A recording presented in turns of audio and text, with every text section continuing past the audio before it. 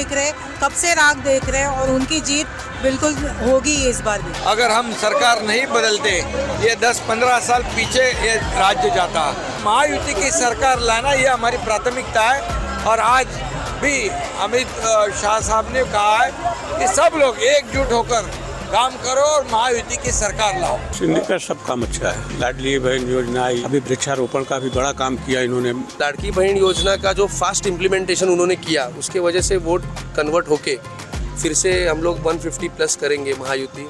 हिंदुत्ववादी के हिसाब से और क्या उनका काम भी अच्छा है और बीजेपी के साथ में इसके लिए हम जैसे सामान्य लोगों के लिए वो बहुत वरदान है एक प्रकार का। हाँ, और बहुत मतलब अपन कुछ भी बोले कि ना अपना काम तो फटक से हो जाता है, बहुत अच्छा है। काम बोले तो ऐसा विकास के मामले में तो बहुत अच्छे काम कर रहे हैं, बाकी बेरोजगारी भी कम कर रहे हैं। वो लगता है पूरा 100% वोट मिलेगा उनको एक तरफा। तो सीएम शिंदे ही होने चाहिए। ये गॅरंटी देतो परत मुख्यमंत्री होणार ये एकनाथ शिंदेच। आज मैं भले सीएम हूँ लेकिन आज भी मैं एक कार्यकर्ता के रूप में काम करता हूँ और पब्लिक से मेरा बहुत अटैचमेंट है। हमने ये स्कीम जो है लोगों के भलाई के लिए किया है। हमारी सरकार के माध्यम से हर एक परिवार में कुछ ना कुछ राहत मिले, ये हमारा मकसद है। Welcome to Newslaundry election interview. इस वक्त हम पोपरी पाँच पाकड़ी कॉन्स्टिट्यूंसी में हैं। ये कॉन्स्टिट्यूंसी महाराष्ट्र के चीफ मिनिस्टर एकनाथ शिंदे की है। आज हम यहाँ पे आए हैं उनका इंटरव्यू लेने के लिए। अभी यहाँ पे रैली चल रही है और हम इस रैली को फॉलो कर रहे हैं।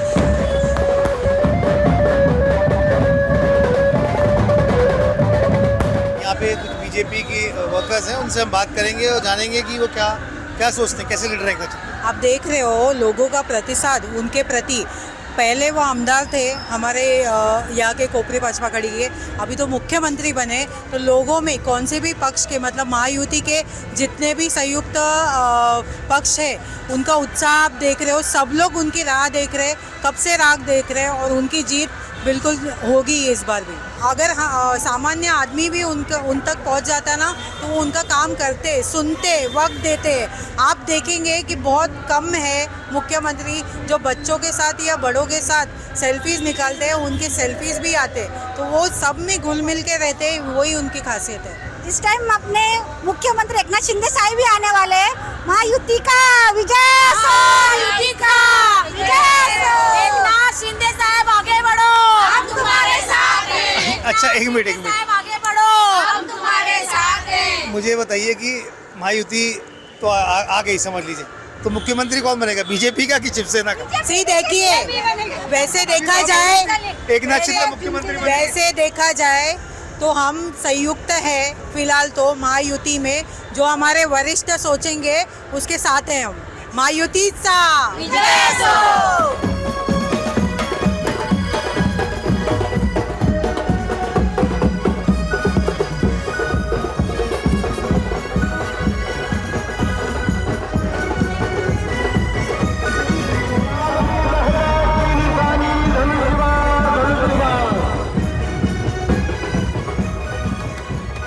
इस वक्त हम महाराष्ट्र के सीएम एकनाथ शिंदे की रैली में हैं और उनसे बात करेंगे। मेरा सर फर्स्ट क्वेश्चन आपसे ये है कि अभी अमित शाह ने एक रैली में बोला था सांगली में कि जनता महायुति और देवेंद्र फडणवीस को जिताना चाहती है। तो आपको लगता है कि आप नेक्स्ट सीएम होंगे और आपको लगता है कि अगर आप सीएम नहीं होंगे तो आपका पॉलिटिकल वोटेज कम हो जाएगा? हमारे को महायुति को जिताना है। हमारा टारगेट क्या है, महायुति को विजयी बनाना। उसके लिए हम काम पर लग गए और आज भी अमित भाई जी शाह जी ने कहा है कि ये चुनाव जो है महायुति जीतेगी, क्योंकि हम 2.5 साल में काम जो किया है वो महाविकास आघाड़ी ने बंद किए हुए प्रोजेक्ट हमने आगे बढ़ाए।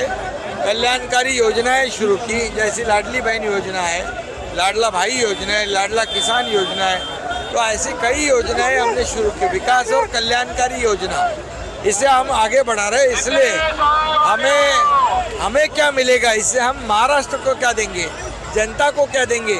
इसलिए महायुति की सरकार लाना ये हमारी प्राथमिकता है और आज भी अमित शाह साहब ने कहा है कि सब लोग एकजुट होकर काम करो और महायुति की सरकार लाओ।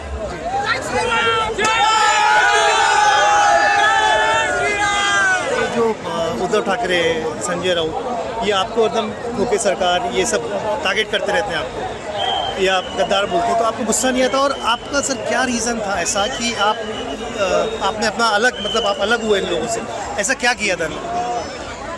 ये महाविकास आघाड़ी सरकार जो है ये विकास विरोधी सरकार है। ये हर विकास को बंद करते थे, हर विकास के प्रकल्प को स्टे देते थे, और इसलिए हमारे बाला साहब ठाकरे जी के विचार को छोड़ दिया उन्होंने, और कुर्सी के लिए, लालच के लिए एक नेचुरल अलायंस छोड़ के अननेचुरल अलायंस जो अनैसर्गिक गठबंधन है उसमें जा बैठे। और इसलिए हमने जो आम जनता के दिल की सरकार लाई, और आज इसीलिए तो हमने इतना बड़ा काम किया है, विकास के प्रकल्पों, विकास और कल्याणकारी योजनाओं को आगे बढ़ा। एंटी डेवलपमेंट सरकार जो है, एंटी डेवलपमेंट विजन वाली सरकार, इन्होंने 2.5 साल के उनके कारोबार में पूरे प्रकल्प बंद कर दिए। इस राज्य को अगर हम सरकार नहीं बदलते, ये 10-15 साल पीछे ये राज्य जाता और इसमें जनता का नुकसान होता। इसलिए हमने ये सरकार को बदल दिया और महाविकास आघाड़ी को सरकार को बदल के महायुति की सरकार लाई। सर, आपके जो मेंटर थे आनंद दिगे जी, उनका आपके लाइफ पे क्या पावर है, और अगर वो आज होते तो वो क्या कहते? आनंद दिगे जी के बताए हुए मार्ग पे हम चल रहे हैं। उन्होंने बाला साहब ठाकरे जी के विचार पर, उनके आदर्शों पे काम किया है, और इसलिए हमने भी हमारे आनंद दिगे साहब बाला साहब ठाकरे जी को विचार को जब तोड़ मरोड़ दिया, तब हमने ये सरकार को बदल दी, क्योंकि हमारी गठबंधन शिवसेना बीजेपी के साथ थी, और बीजेपी शिवसेना की सरकार आनी चाहिए। तब दुर्भाग्यवश उबाटा के जो पहले मुख्यमंत्री थे, उन्होंने खुद के स्वार्थ के लिए, कुर्सी के लिए ये विचार त्याग दिए, इसलिए हमने उनको त्याग दिया। ये जो आपने उद्धव ठाकरे के साथ काम किया, ठीक है, जब वो अनडिवाइडेड शिवसेना थी, वो आपके लीडर थे, तो आप ऐसे लीडर के रूप में कैसे देखते हैं इसको? उद्धव ठाकरे को? अरे भैया, घर में बैठ के कोई लीडर होता है क्या? घर में बैठकर सरकार चलाई जाती है क्या? घर में बैठ के राज्य चलाया जाता है, उसको फील्ड पे उतर पे काम, ग्राउंड पे उतर पे काम करना पड़ता है। और इसलिए 2.5 साल में घर में बैठकर उन्होंने सिर्फ लोगों को आह्वान किया, ऐसे करो, वैसे करो, गर्म पानी पियो, तो मुँह पे मास्क लगाओ, हाथ साबुन से धो, ऐसा सरकार नहीं करती। और इसलिए आज देखो सब जगह पे आज सब प्रकल्प चालू है, काम चालू है। लाडली बहना योजना सुपर हिट हो गई है, लाडला भाई सुपर हिट हुए हैं। इसलिए ये 2-2.25 साल का काम जो हमारा कार्यकाल है, पूरा विकास और कल्याणकारी योजना हमने की, इसलिए लोग थम्पिंग मेजोरिटी से महायुति सरकार जिताएंगे। सर, ये लाडली बहन योजना का है, इसका ये जो अपोजिशन है इतना विरोध कर रहा है, तो क्या जैसे एमपी में लाडली बहन आई थी और पूरा चुनाव पलट गया था, तो क्या ये सिर्फ इलेक्शन के लिए? ये हमने तो इलेक्शन के लिए नहीं, 5 इंस्टॉलमेंट हमने लाडली बहनों के खाते में जमा किया, और इसलिए ये योजना जो है ये हमेशा शुरू रहेगी। इसलिए विपक्ष वाले डरे हुए हैं, और लाडली बहनों ने तय कर लिया है कि महायुति की सरकार को जिताएंगे। हमारी सरकार को केंद्र सरकार ने काफ़ी मदद की है।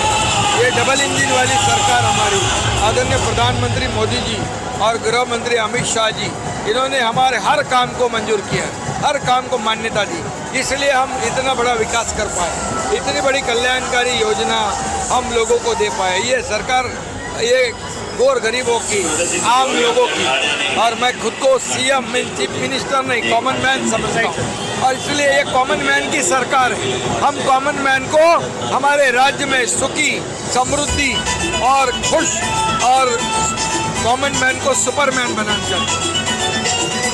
सर, ये जो आपका अलायंस है बीजेपी, इनके ऊपर ये एलिगेशन लगते रहते कि भाई महाराष्ट्र में आने वाले प्रोजेक्ट्स को वो लोग गुजरात में ले जाते हैं, जैसे टाटा एयरबस का। ये सब झूठ है। 7 लाख करोड़ के इन्वेस्टमेंट महाराष्ट्र में आई है, और टोटल इन्वेस्टमेंट FDI जो है वो उसमें से 52% अकेले महाराष्ट्र में हुआ है। ये इनके पास कोई मुद्दे नहीं, झूठ बोलते हैं, हमेशा फरेबी लोग हैं, झूठे हैं। और मुख्तार लोग हैं, ये सिर्फ आरोप आरोप आरोप, उनके पास कोई एजेंडा नहीं है। हम उनको चैलेंज देते हैं, 2.5 साल में आपने काम क्या किया है और 2 साल में हमने क्या किया है, होने दो दूध का दूध और पानी का पानी। महाराष्ट्र में हेट क्राइम्स और hate speeches specially Muslim community के खिलाफ, तो आप सीएम हैं और आप आते हैं तो आप क्या करेंगे उसको ठीक करने के लिए?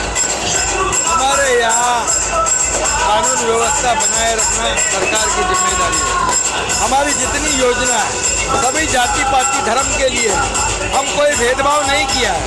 ये कांग्रेस और महाविकास आघाड़ी ये मुसलमानों को डराती है, क्रिश्चियनों को डराती है, आदिवासी को डराती है, संविधान बदलेंगे कहते हैं, फेक नैरेटिव फैलाती है। वो लोकसभा में सक्सेस हो गए लेकिन विधानसभा में अब वो सक्सेस नहीं होंगे। लोगों को पता चल गया हमें फंस गए, हमें फंसाया गया और इसलिए वो हमारे साथ है और हम सभी जाति पाति के लोगों को लेकर आगे बढ़ते हैं। तो आपके हिंदुत्व में मुसलमानों के लिए जगह है? हमारे लिए सभी लोगों को ये अभी योजना जो लाडली बहना है, मोदी जी का जो मुफ्त में राशन मिलता है, मोदी जी के लखपति दीदी है, ड्रोन दीदी है, सब फायदा उठा रहे हैं। कहाँ उसमें हिंदू है मुसलमान है, मुसलमान को नहीं मिल रहा है, हिंदू को मिल रहा है, ऐसा कोई भेदभाव नहीं है। एक वर्ड में 3 नेताओं के नाम देता हूँ, डिस्क्राइब करिए। संजय राउत, उद्धव ठाकरे, वो घर में बैठ के काम करने वाले, और शरद पवार। शरद पवार सीनियर लीडर है, बुजुर्ग नेता है।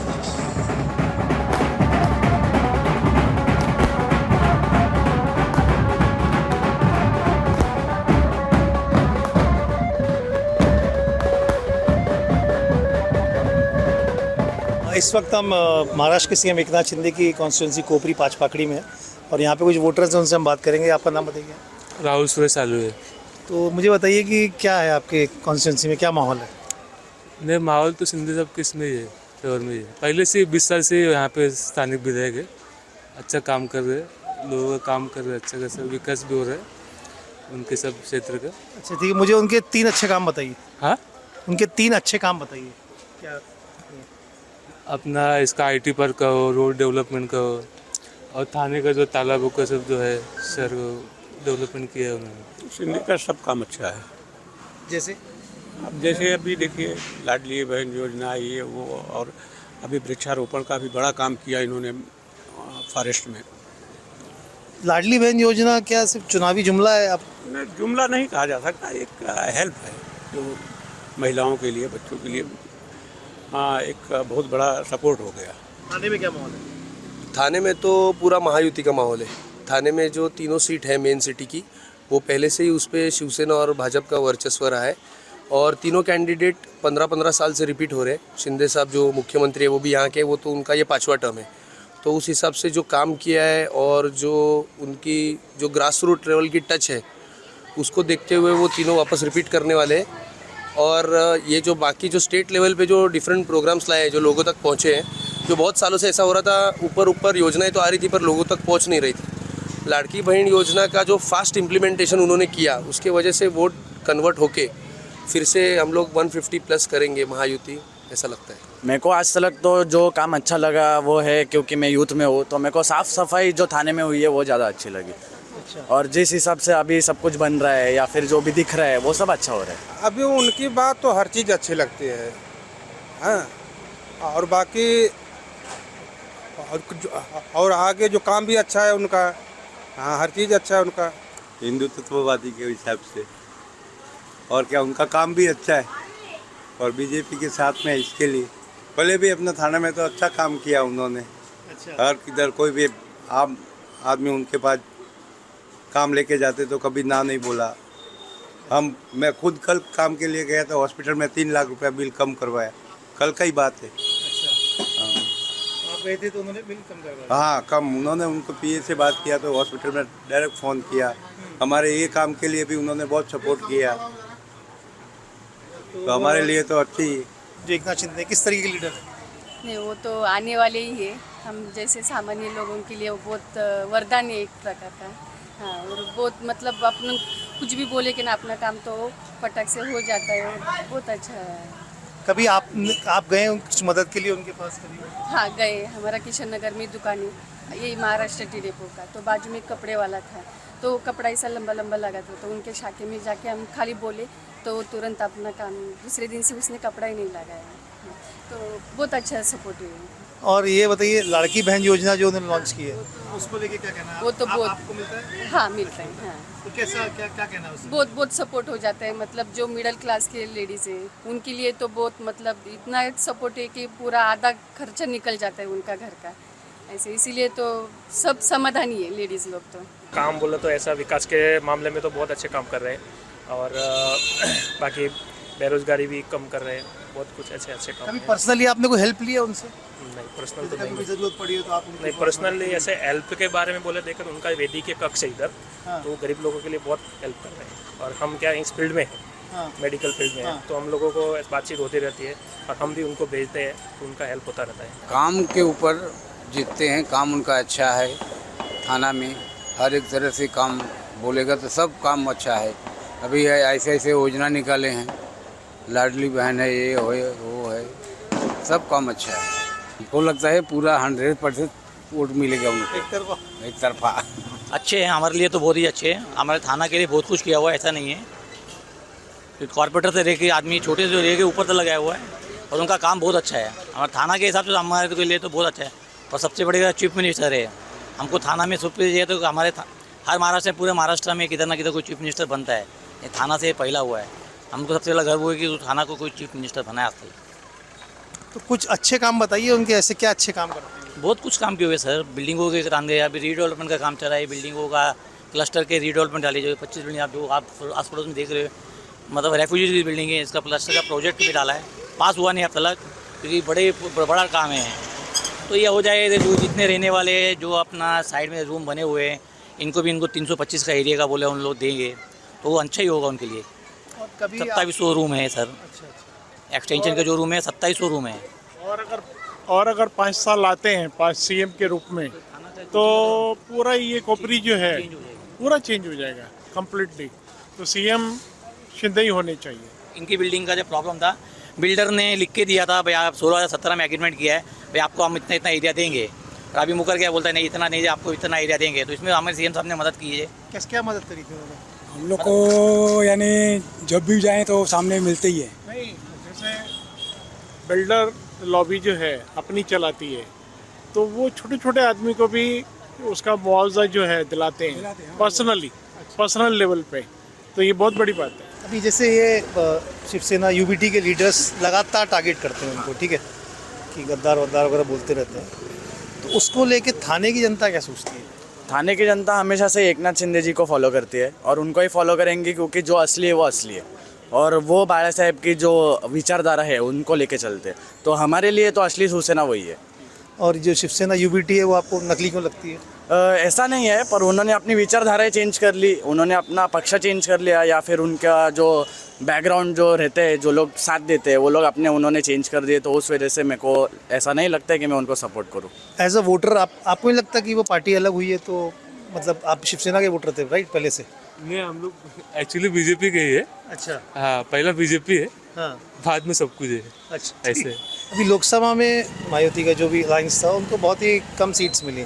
महायुति में जो कम वोट का दूसरा कारण है, कम वोट में जो जातिवाद और ये अपना संविधान का गलत मैसेज दिया गया उसकी वजह से वो प्रभाव पड़ा है, बाकी अदर उससे कोई इफेक्ट नहीं है। उद्धव ठाकरे और एकनाथ शिंदे, इसमें आपको क्या फ़र्क दिखता है? अगर काम करने का तरीका देखोगे तो शिंदे साहब ऑन स्पॉट डिसीजन लेने वाले, अगर उनके पास कोई भी हेल्प के लिए पहुंचता है या कोई भी दूसरे चीज़ों के लिए पहुंचता है तो वहाँ पे ऐसा स्लो प्रोसेस सिस्टम नहीं है कि अभी कोई देखेगा, बड़ा बड़ा चैनल के थ्रू वो प्रोसेस होके आएगा। साहब ऑन द स्पॉट खुद फैसला लेते हैं, उसके वजह से जो डायरेक्ट जिसको फ़ायदा पहुंचना चाहिए उस तक वो फ़ायदा पहुंचता है।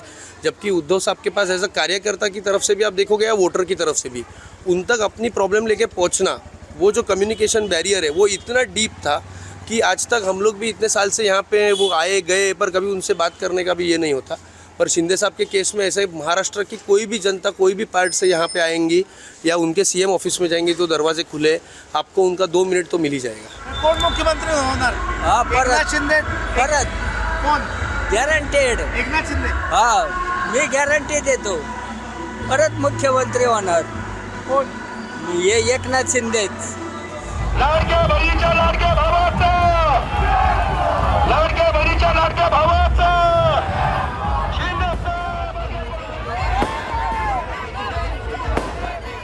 इस वक्त तकरीबन 2:45 बजे और हम सीएम एकनाथ शिंदे के घर के बाहर खड़े हैं. हमने शाम को उनकी रैली भी कवर की थी और रैली में वो जिस ट्रक पे थे उनसे तब भी हमने कुछ बात की थी.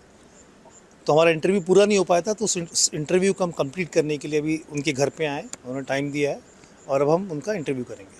सर मुझे जैसे आप सीएम बने 2022 में, तो ये तो पूरा कंट्री में जानते हैं लोग कि एकनाथ शिंदे कौन है, लेकिन एकनाथ शिंदे क्या है इसके बारे में थोड़ा सा अगर आप बता सकें, आपका इनिशियल लाइफ के बारे में कि आपकी पॉलिटिकल जर्नी कैसे शुरू हुई, उसके बाद जो मैंने सुना आप आर्मी में भी इसमें ये तो ये सब चीज़ों के बारे में आप थोड़ा सा बता सकें तो. आज मैं भले सीएम हूँ, लेकिन आज भी मैं एक कार्यकर्ता के रूप में काम करता हूँ और पब्लिक से मेरा बहुत अटैचमेंट है, मेरा लगाव भी है कार्यकर्ताओं के साथ, मेरे मतदाताओं के साथ, अभी तो महाराष्ट्र की जनता के साथ.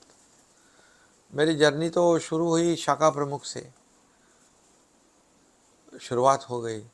आपने कहा मैं आर्मी की जो मिलिट्री, मुझे बहुत मेरा मकसद था कि एक देश की सेवा करूं, फौज में जाऊं. फौज में मेरी भर्ती हो गई. तो किस में, इन्फेंट्री में जाना था? हाँ, मैं मराठा लाइट इन्फेंट्री. हाँ, इसमें नहीं, शायद मैं आर्मी मेडिकल कोर में. अच्छा, एएमसी में गए थे.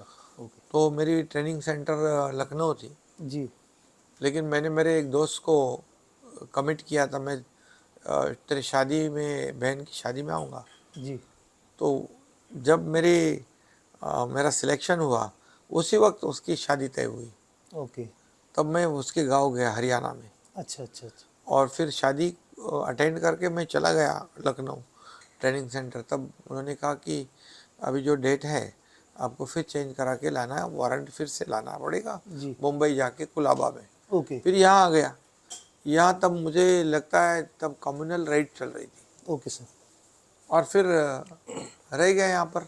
बाला साहब ठाकरे जी का शिव सैनिक बन गया. Okay okay sir. तो ये जो आपने मतलब ऑटो रिक्शा भी चलाया था और प्रॉन्स फैक्ट्री में भी आपने काम किया, तो फैमिली को सपोर्ट करने जो काम मिला वो आप किया करते गए और वफादारी से किया, मेहनत से किया. जी सर. लगन से किया. Right sir. सर ये आनंद हिगे जी है, उनका आपके लाइफ में काफ़ी प्रभाव है. हम थाने में भी देख लेते, हर जगह धर्मवीर चौक, उनको मतलब 2 मूवीज़ भी आ चुकी हैं, उसके बारे में आपसे पूछूंगा. तो सर ये जो उनसे फर्स्ट आपका कैसे मीटिंग हुआ? एक ऐसा कोई इंसिडेंट हुआ था और उस इंसिडेंट के बहाने से हमारी उनकी मुलाकात हुई और मुझे कोई झगड़ा वगैरह हुआ था या? हाँ, कोई ऐसा एक कम्युनल बात ही थी. अच्छा अच्छा. कोई, लेकिन बाला साहब ठाकरे जी का प्रभाव तो मेरे, उनके विचार का तो मेरे पर था. ओके. आनंद हिगे साहब को मिलने के बाद वो तो मैं एकदम उनका जो भक्त बन गया और शुरुआत हो गई. शाखा बनाई शिवसेना की जी. शाखा प्रमुख बना दिया मुझे. काम शुरू हो गया. उस वक्त आंदोलन होते थे बड़े बड़े, शक्कर के, केरोसिन के, पाम ऑयल के, मतलब चोरी होती थी उसकी, जो स्टॉक कर लेते थे, स्टॉक करते थे. तो उस आंदोलन में भी भाग लेने में, आगे बढ़ना, और उसी आंदोलन में से, एक संघर्ष में से मैं आगे बढ़ता गया. फिर पार्षद हो गया, विधायक हो गया, मंत्री हो गया, फिर आप विपक्ष का नेता हो गया और सीएम बन गए. और मुख्यमंत्री बन गया. मेहनत से और संघर्ष काफ़ी, ये काफ़ी संघर्ष भी आया, कड़ी मेहनत भी की जी. और जो किया वो दिल से किया. Alright sir. सर ये जो आपका धर्मवीर पार्ट 2 मूवी है, मतलब मैंने दोनों पार्ट देखे हैं, बहुत अच्छे लगे मेरे को. पार्ट 1 तो बहुत ज़्यादा अच्छा लगा. पार्ट 2 में आप लास्ट में ऐसे बोलते हैं चला, तो वो, और उसमें एक इंसिडेंट है जिसमें वो एक पॉलिटिकल कंसल्टेंट आती है और वो बोलती है हु इज़ एकनाथ शिंदे। तो वो क्या वाक्य है सर, वो क्या हुआ था मतलब एग्जैक्टली? उस वक्त चुनाव था राज्यसभा का और विधान परिषद का, नहीं, और तब हमारे पार्टी के प्रमुख, उन्होंने मुझे बेदखल किया था पूरी तरह उद्धव ठाकरे ने। हाँ, उस प्रोसेस में से कंप्लीट बाहर रखा था। ऐसा कई बार छोटी मोटी बातें होती थी जी। लेकिन वो इंसिडेंट काफ़ी मेरे लिए अनएक्सपेक्टेड था। मैं गठनेता था जी। पार्टी का, जो भी मेन रोल प्ले करना वो मेरा काम था, और उसी जो लोग हैं जो नए, जिनको कुछ मालूमात नहीं है जी, वो लोगों को गाइड कर रहे थे। वो हमारे विधायक को जिनको सिखा हायर रहे किया थे, है, जिनको हायर किया गया था पॉलिटिकल कंसल्टेंट, जिनको हायर किया था वो, तो उनको पता चला हु इज़ एकनाथ शिंदे, दुनिया को पता चला हु इज़ एकनाथ शिंदे।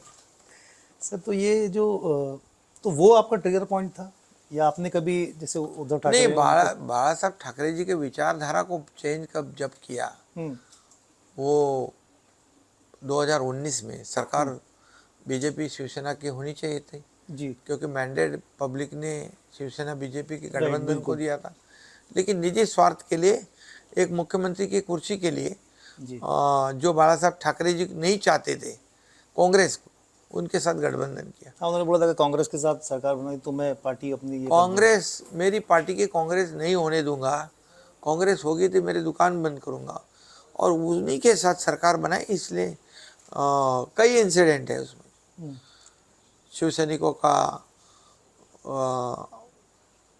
उनको कौन सी आइडियोलॉजी, बाला साहब ठाकरे जी की आइडियोलॉजी को छोड़कर जो वो नहीं चाहते थे उसको अपनाना, सावरकर जी का अपमान सहन करना, कई ऐसे इंसिडेंट थे। सर एक उसमें वो जो सेकंड पार्ट मूवी है धर्मवीर का, तो उसमें एक इंसिडेंट आई थिंक आपके एक एमएलए थे शिरसाट, तो वो वहाँ पे जाते हैं सीएम बंगलों में और वहाँ पे उनको मतलब वो रो के बोलते हैं कि ऐसे तो कई मतलब बहुत वेट करना पड़ता था एमएलए को, ये सब वो वही तो बात थी कि सुनवाई नहीं थी, सिर्फ मेरी आवाज़ सुनो, उससे पार्टी नहीं चलती। हम हर एक, हमारा कार्यकर्ता, एमएलए तो दूर की बात है, कार्यकर्ताओं को भी सुनना चाहिए, उसका दुख दर्द जानना चाहिए, कार्यकर्ताओं को ताकत देनी चाहिए, तब पार्टी बढ़ती है। खुद के पास पावर सेंटर रख के पार्टी नहीं बढ़ती है, विश्वास करना पड़ता है लोगों पे। इनसिक्योरिटी फील हो जाए तो कैसे पार्टी बढ़ेगी? इसलिए पार्टी हमें बाला साहब ठाकरे जी के विचार को आगे बढ़ाने के लिए ये सब करना पड़ा। सर ये अभी जैसे आपका बीजेपी के साथ अलायंस है, और अभी ये नारा चल रहा है कि एक रहोगे तो सेफ रहोगे और कटोगे तो बटोगे, तो मतलब ये क्या, किससे सेफ रहना है?